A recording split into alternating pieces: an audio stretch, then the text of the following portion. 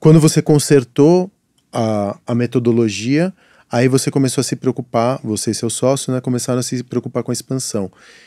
Entre o ano 2, em quanto tempo você tinha 6 lojas? Nós tivemos 6 lojas em 2017, completamos. Tá, então foi rápido, 5 anos vocês montaram 6 lojas.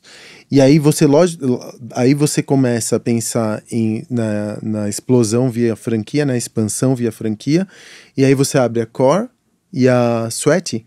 Sweatify. Você abre essas duas novas frentes pensando o que a Core e a Velocity elas têm em comum. Sim. O Core a gente abriu a primeira unidade em 2017 como piloto e depois oficialmente expandindo em 2018. E o Sweatify abriu em 2021. Então a gente aproveitou esse momento também de pandemia para oferecer algo diferenciado. E o que faz o Sweatify? Você compra a bicicleta? Ou você aluga? Você pode alugar ou comprar. E tem as aulas da Velocity, que a gente tem todo um estúdio de gravação, as lives. A bike que a gente tentou literalmente trazer a aula da Velocity para a casa da pessoa. Então várias coisas que a gente faça ali dentro da sala, ele consegue fazer igual dentro da casa dele. Mas também ele pode usar o bike qualquer uma. Então as aulas, pela conexão da nossa bike, ele tem todas as ferramentas. Agora, se ele não tem a bike, ele acaba fazendo só a aula e não tem a gente tem a conectividade social, eu consigo interagir com os outros alunos. A bike me mostra se eu tô pedalando no ritmo da música. A então, bike é de vocês? Foi desenvolvida por vocês.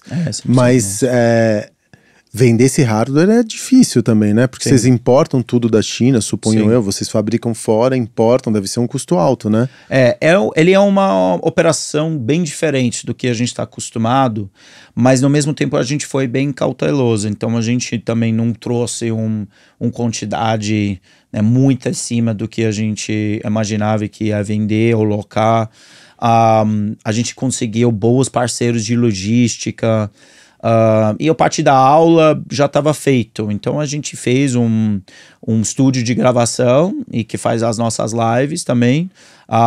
Então não foi uma operação tão pesada em cima do que a gente já faz nos estúdios físicos. Então. Porque essa parte toda você já tinha estruturada, né? Já tinha, o que é vamos chamar assim, o software, né? Sim. O conteúdo. O conteúdo, exatamente. Esse conteúdo vocês já tinham, enfim, uma larga experiência de pelo menos quase 10 anos de construção do que funcionava, do que não funcionava. Exato. Porque Peloton na gringa sofreu uma explosão, né, durante a pandemia, virou uma das empresas mais desejadas, mas o crash também foi gigantesco. Eu não sei qual que é o estado da Peloton hoje, mas eu sei que se envolveu em vários escândalos de hardware, né, chegou a ferir algumas pessoas durante a operação e meio que não se fala mais de Peloton. Foi meio que uma explosão que aconteceu na pandemia. O que a pandemia mudou no negócio da Velocity, Core e Sweatify? Tem os lados negativos, mas também teve seus lados positivos.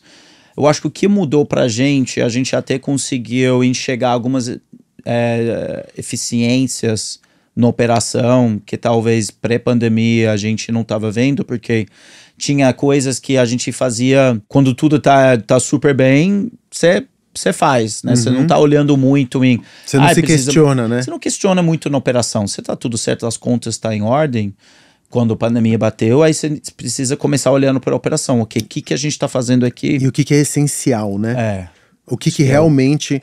Isso, pelo menos para mim, a pandemia serviu. Eu questionar se o dinheiro que eu estava gastando em determinado assunto realmente impactava na experiência do consumidor, ou era uma coisa que eu já fazia há muito tempo, que eu tinha determinado que no ponto morto, ali na velocidade de cruzeiro, eu ia continuar fazendo. Era exatamente isso. Então mudou, de fato, alguns pontos assim, mas o principal foi alguns processos, principalmente quando a gente fala de treinamento, acompanhamento, manuais, etc., com os nossos franqueados. A gente precisava olhar de fato e voltar e olhar o que a gente tinha e o que a gente precisava melhorar ou até deixar mais eficiente. Algumas coisas foram um pouquinho engessadas, então demorava muito. E tudo bem, quando é você mas você quer um terceiro, ou nesse caso, ensinar alguém para fazer isso, você tem que deixar muito mais fácil, muito mais simples, muito mais clara, não pode, né, gerar nenhum tipo de dúvida. Então a gente viu que tinha alguns itens ali que quando a gente voltou da pandemia em abril, ou não funcionava por conta das regras novas da pandemia, ou estavam muito difíceis em relação de uma constante treinamento ou acompanhamento em cima, né, pela quantidade de itens, o custo disso.